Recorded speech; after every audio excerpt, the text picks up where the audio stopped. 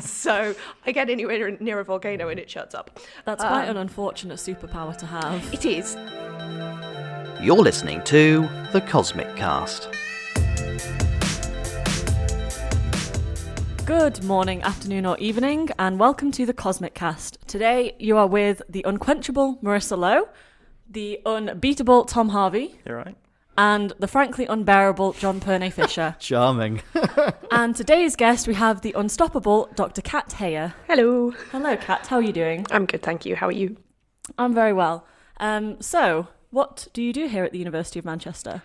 So I'm a postdoc, which means that I've done my PhD and decided not to get a real job. So I've stayed in academia, but I don't yet have, the academic version of a real job, as in a lectureship or anything. Yes, but I'm a volcanologist, and I use satellites to look at volcanic emissions into the atmosphere and try and work out whether or not any volcanoes have gone boom and make sure planes don't fly into ash clouds. Because you've been here, how long now? It's been a little while now, hasn't it? 8 months. 8 months. Now. Yeah. So where are you? And you were in America beforehand, weren't you? Yes, northern Michigan. So middle of nowhere. Almost Canada, but not quite. Mm-hmm. How long were you there for? A couple of years. Cool. Okay. So I guess that's quite like a common thing, isn't it? People tend to do their PhDs, go off to another country for a few years. Yeah, and it's one of the really good things about academia is you can go and live somewhere else for a little while and then come back again, and somebody generally pays you to do it.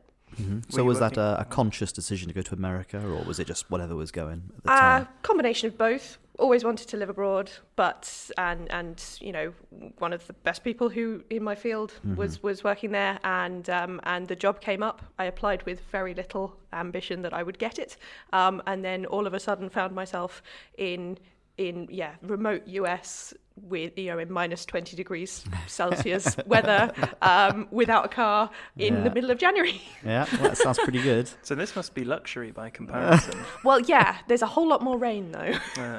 Did you have much of an interview process then? Was it just a Skype chat and you're in type situation? It seems to be... Not even that. I literally got an email 7 months after I'd put the application in going...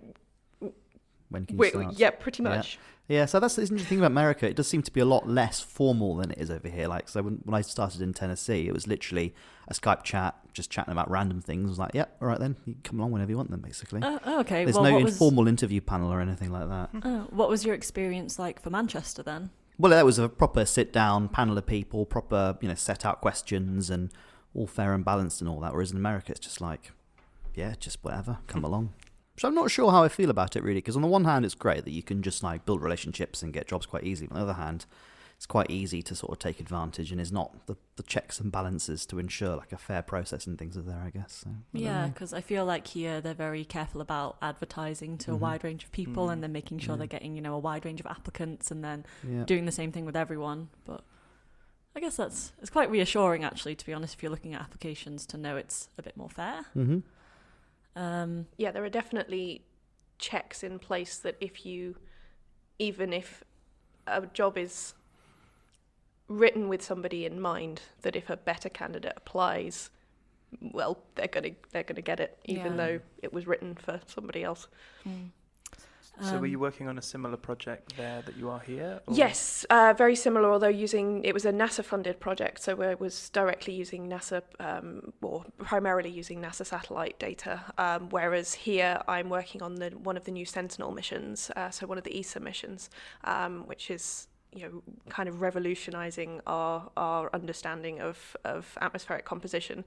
But the flip side of it is that with more data comes more data, and it's both a good and a bad thing. The ability to access the information contained within that data is then more challenging, even though we have a lot more at our disposal. We have to then deal with it as well. So these are satellites in orbit tracking volcanic plumes, is that So they're actually just measuring atmospheric composition, so like the gunk that's in the atmosphere, which molecules are there and how much of each one is there. Like trace gases and all that kind of stuff. Primarily trace gases. So the original version of this was to monitor ozone, that was launched in the mid-1970s, and it's a heritage instrument that has evolved over time. So would that be the instrument that detected the ozone hole in Antarctica and all that then? So the ozone hole was first detected using using radiosondes, actually.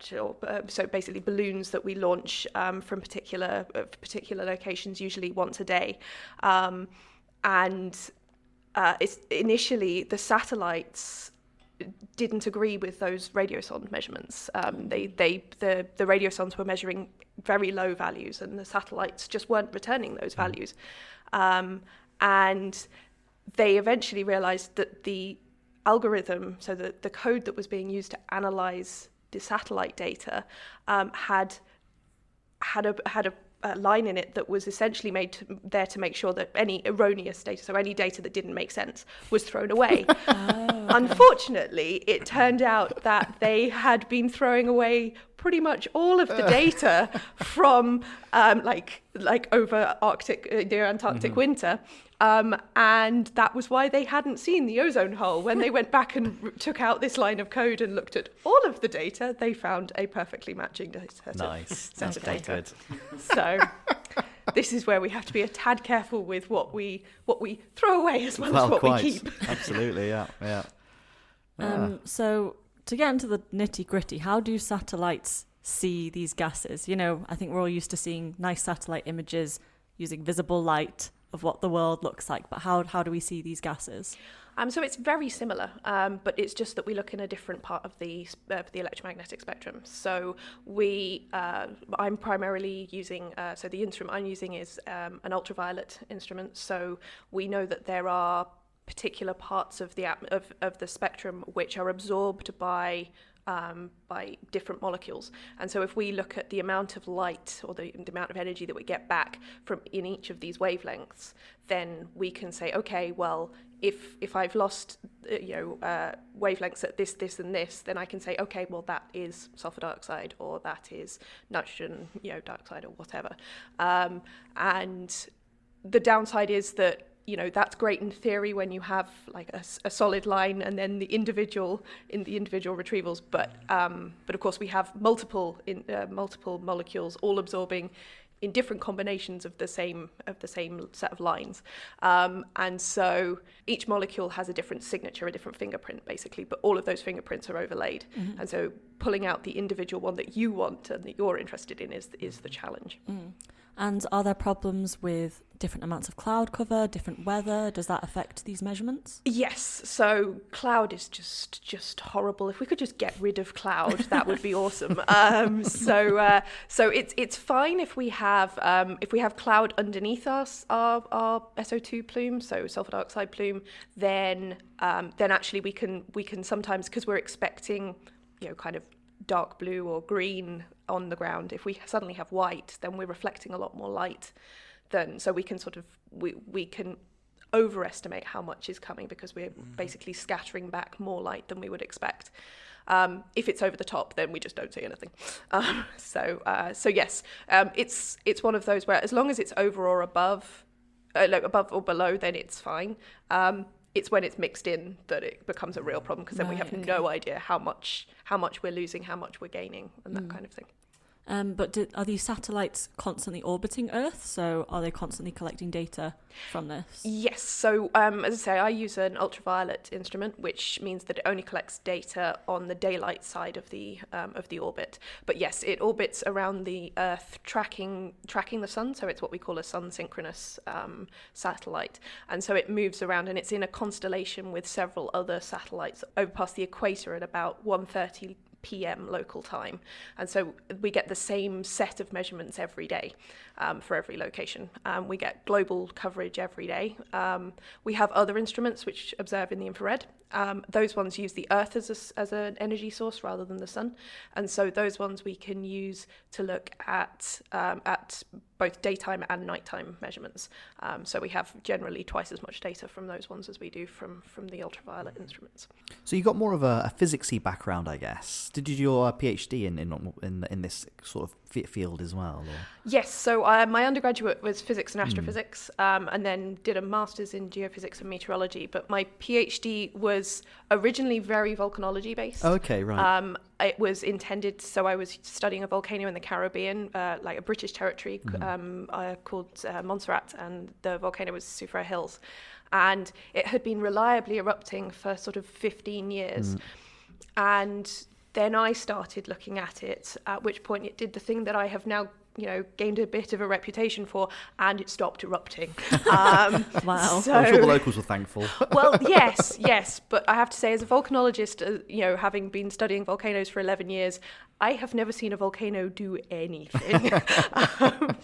So I get anywhere near a volcano and it shuts up. That's quite an unfortunate superpower to have. It is. No, that could be quite a fortunate superpower to have, depending on, Fortunate for the people living there, I guess. Slightly unfortunate when you decide, I'm going to do a PhD on this eruption, and then the eruption stops. Pretty much. So originally we had planned on moving to Mount Etna in Italy.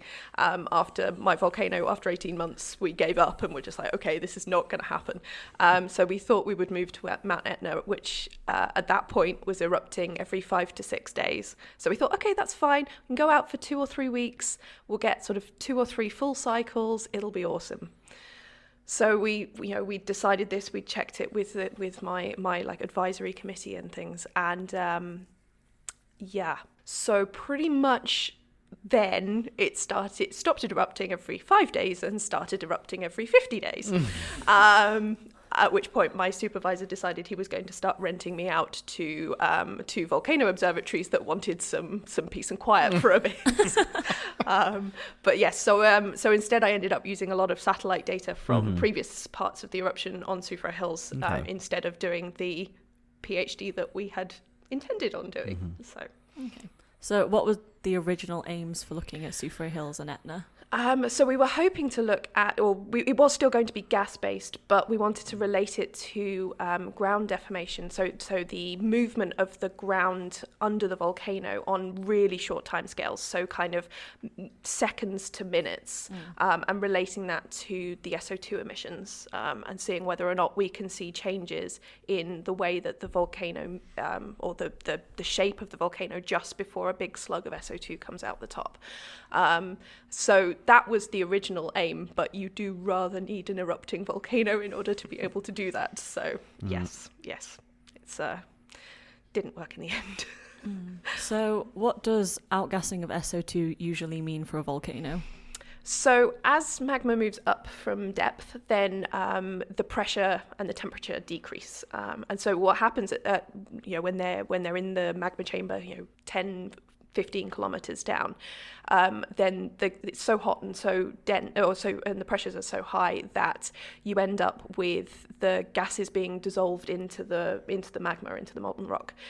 As that comes up, as the magma moves upwards towards the surface, then particularly the pressure decreases, and that means that it can no longer keep as much gas dissolved inside, and so the different gases, or different molecules move or transition out of the magma and into a gas phase at different depths. So the first one to come out is water, then carbon dioxide, and then sulfur dioxide. There are lots of other little ones, but they are the primary ones. And so if we start seeing a volcano emitting SO2, then it's usually a signal that there is magma, fresh magma, that's moving up.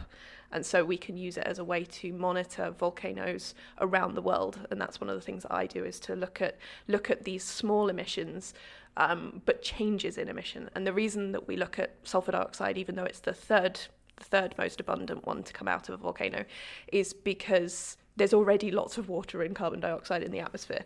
But the general amount, the amount that's there in the background, is for sulfur dioxide is essentially zero. And so it's easier to see the difference. So once you've got your satellite data, it's cloud free, and you go, ooh, there's some SO2 coming out of that volcano. What do you do with that data? So one of the big things that we want to know is how the SO2 is coming out. So does it match up with the amount of lava emission that we're seeing from the volcano itself, or how is it changing over time? So if we're just interested, if it's just a small amount and we don't think that there's any activity on the surface, then we tend to measure that just per day. And so we can just see, okay, well, we've got a gradually increasing amount or decreasing amount. However, if we have a big eruption, then what we want to do is we want to see how the SO2 coming out varied over time on much shorter timescales than the one snapshot a day that we get from the satellites. And the way that we do that is by modeling using weather data, essentially, so wind fields, so 3D wind fields that we use to trace the trajectory of where the plume came from over time.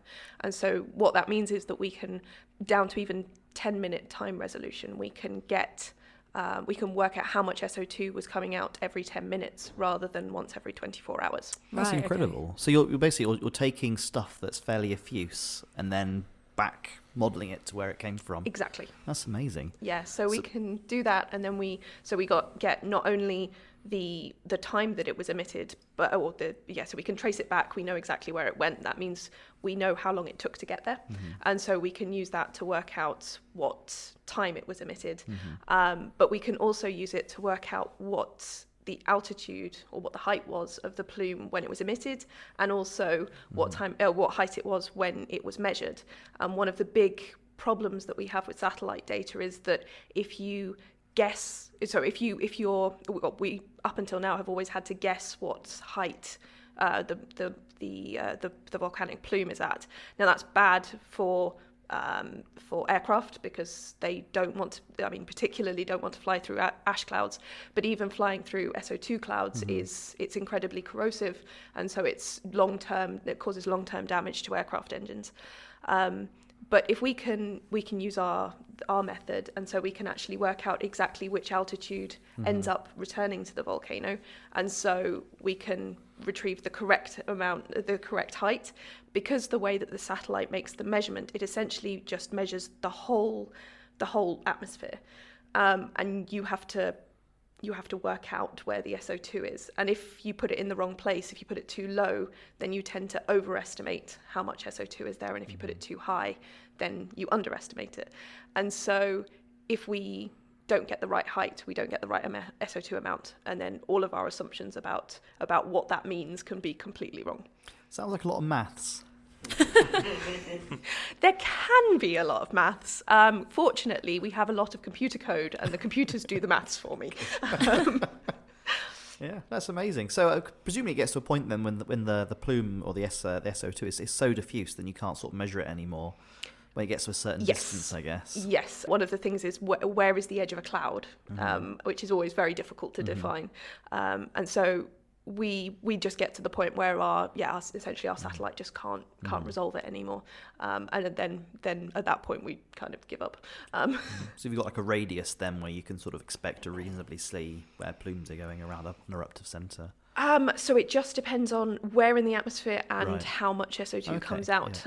So some eruptions will, if they end up in the upper atmosphere where there's essentially no weather, so there's no rain or very little, then you can have the plume can last for weeks. Oh, really? If that not long? Months. Wow. Okay. Yes, if That's it gets amazing. up into the high atmosphere.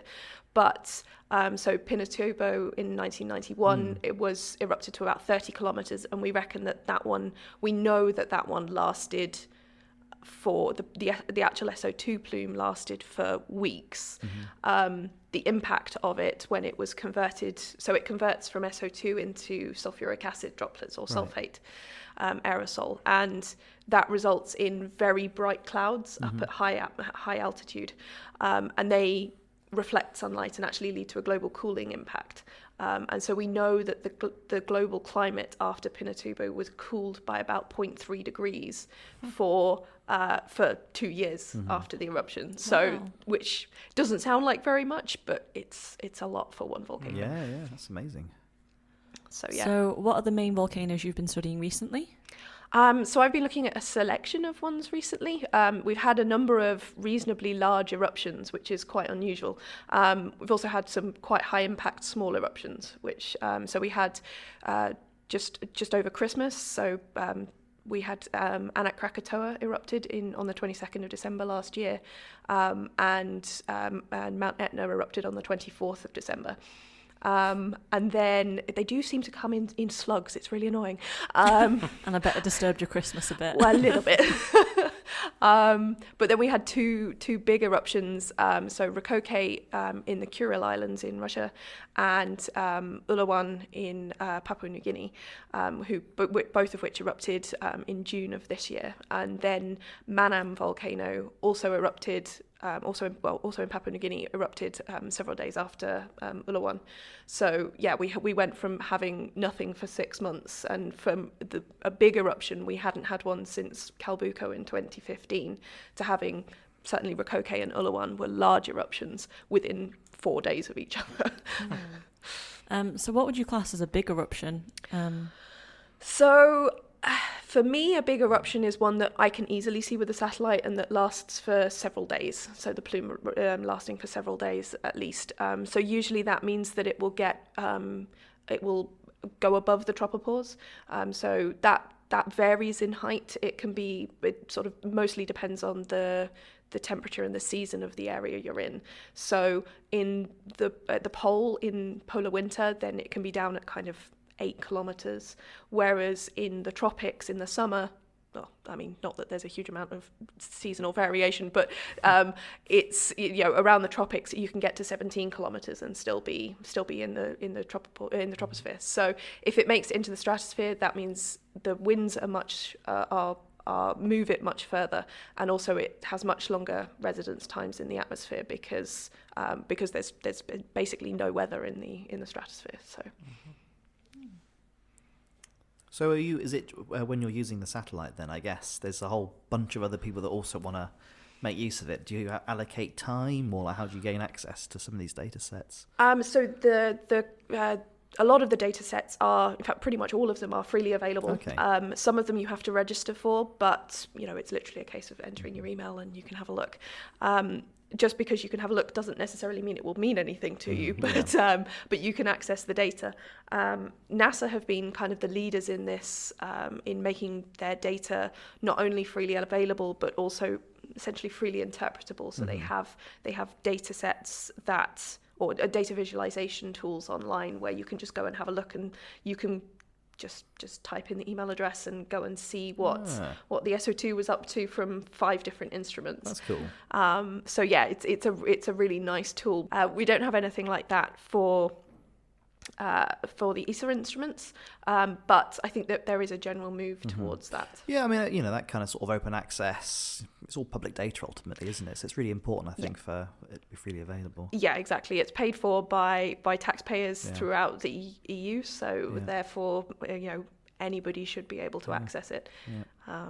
But yes, it also means that countries which have, or a lot of the time, countries which have a lot of volcanoes are not always the most affluent, and so therefore if we can provide this data in a way that's interpretable to civil defense and volcano observatories, then that's the aim. Yeah. So is the satellite looking at specific locations, or are you looking at a whole range of different longitudes and latitudes at the same time? So it essentially looks at everywhere every day. Right. So it's so you're not going to miss anything potentially. Not primarily. Occasionally we get data gaps, and at the equator then you can sometimes end up with the width of your volcano, so the width of your satellite not quite covering the whole globe, but that's quite rare, and even if it does happen, then you will cover it the next day. Yeah.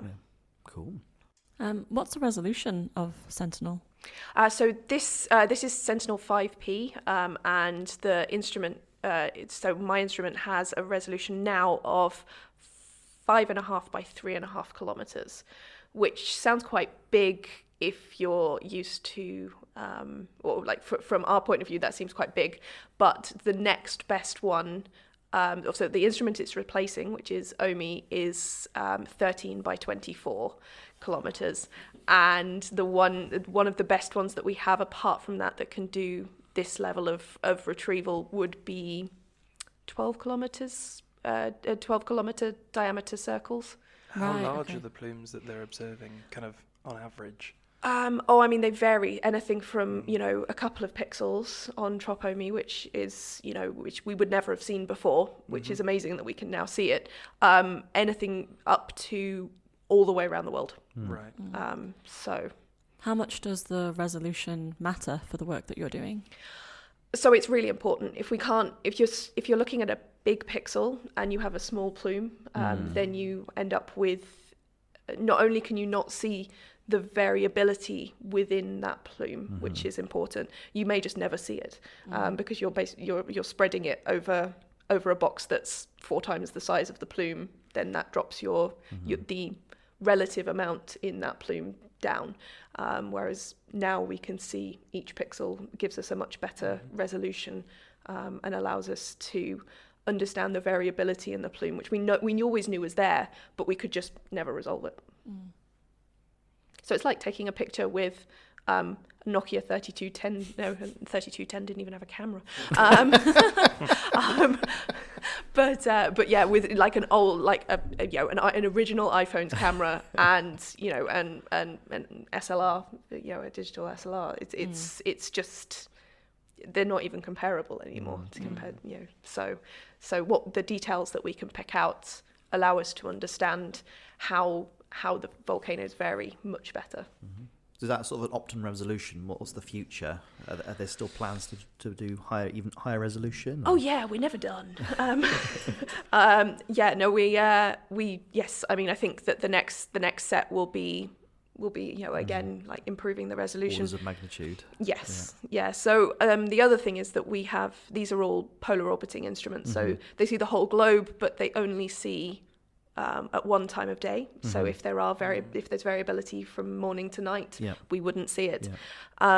Also, you only see each bit of the globe once a day. So we do have other instruments that are geostationary. So that means they look over one particular point of the Earth. They are always centered on the equator because otherwise they wouldn't stay put. But they're located at different points. So we have one focused on 0, 0, so 0 latitude, 0 longitude as well as 0 latitude. Then the Japanese Space Agency recently launched Himawari, which is another instrument, and that one's located kind of over the Pacific. So that one's been really quite useful for some of the stuff that we're looking at. But we do definitely have some big data gaps in those ones. We need about 5 more of them, and then that'd be awesome. So we have the next generation of the geostationary ESA satellite is going up reasonably soon. I think it's later this year it launches. So that will be Meteosat 3rd generation. So that will be, again, will give us this so they give us time resolution of 15 minutes. So instead of once a day, we get data every 15 minutes. Oh wow, well that's a big jump of resolution. It is a big change, yeah. So they definitely have their plus sides, but the downside is that they are orbiting at 36,000 kilometers from the Earth, whereas the polar orbiting low Earth orbit, as we call them, they are orbiting at about 800 kilometers. So your pixels end up a lot bigger. Yeah. I imagine it's an area that's quite well funded then, as it's quite important to know this kind of stuff. It is. Atmospheric composition is important. It's important for things like climate change, atmospheric air quality. As well as the trace gas stuff that we do. We use it for ozone measurements to see whether or not how the ozone holes are varying each year. but yeah, it's important for multiple things. Originally, it was driven by weather. You know, one of the main things that we need it for is do I need an umbrella today? Yes, exactly. So the better our data is, the better our models can be, because, you know, if you put rubbish in, then you get rubbish out. So so if your data going in isn't as good as you can make it, then the results of your model will be poor. But if we can improve our, you know, the data going in, then we by default improve the forecasts coming out. Yeah, there's nothing worse when you look at the forecast in the morning, it says sunny, and then it actually does rain. That's really annoying. Thank you for seeing the bigger picture there, John. Thank you. Also, it's Manchester. Like, seriously, why do you ever leave without an umbrella? Well, I hate carrying umbrellas around. It's just really annoying. It's because you have that massive, like, slightly pretentious, like, big cane one. It's not a big cane one. It's just a big black umbrella. I know, but, like, you could just get one that folds in your bag, but... But also, they're small. You know, I want a broad canvas to encompass me. What happens to these satellites when they are replaced by newer ones? Are they decommissioned completely, or are they repurposed for other things, or...?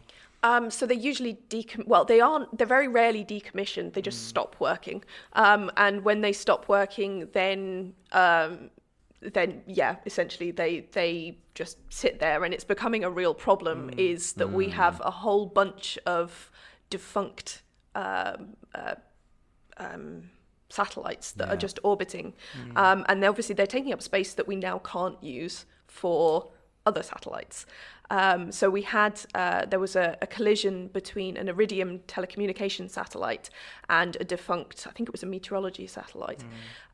So there is a requirement if you are an active satellite, so you still have fuel on board, then you have to get out of the way of another satellite that doesn't have any fuel on board because it can't. They didn't. They smashed into each other, and instead of having two things for NORAD to track, instead we have about 2,500 bits that are now hurtling around, and of course on totally chaotic trajectories, because they're not just a single satellite orbiting. So yes, that would be very bad. Like we rely on satellites for so much, everything from GPS and telecommunications through to, you know, making sure that, well, you know, weather forecasting and I'm quite certain that there are a whole lot of military stuff up there that we don't know about. So you know, it's something that we are having to think about. A lot of the satellite agencies or the space agencies are now coming up with methods to remove their satellites from orbit at the end of life. So that's things like they've put, well, various different things have been considered. So some are literally just a retro burn. So you design them in a way that they have a final rocket that burns and will push it into the atmosphere. So it burns up, and then anything that's left over will crash into the ocean. So that was what they did when they decommissioned Mir, the space station. The largest chunk that came down was, I think, about the size of like a big boulder, but you know, it wasn't anything, and it crashed down in the Pacific. But then, yeah, there are a lot of satellites that are already up there that we didn't really think about this problem to start with. So there have been suggestions of basically like a big net that you chuck up there, and I know it sounds ridiculous, but the harpoon as well, isn't there? Yeah, so there's debris harpoon. That sounds amazing. Yes, or totally awful, depending on which way it goes. But yes, so I think that it is a consideration, and it's something that we really need to start proactively looking into, so that we don't end up with just like this sea of trash around us, because it could get to the point where we actually couldn't get out of Earth orbit, because there'd just be so much junk up there that you wouldn't be able to get through it safely. Wow. So Kat, if you weren't looking at volcanoes from space and you could be doing something else in academia or outside of academia, what would you want to do? Oh, easy question. Astronaut. I love it. No, that's a fair has answer. anyone actually said that yet? No. And I'm not even kidding. Yeah. No. That's dream job is astronaut. You know, I'd quite like to go and be, you know, first mission to Mars. Sign me up. Yeah. Fair enough. Well, Kat, thank you very much for coming on. Thank you. That was a good conversation. And then, we'll have to have you on again next year once you're a bit more into the project and you've got some more results coming through. Sounds good. Excellent. Well, thanks very much again. And to all listeners out there, we'll catch you next week.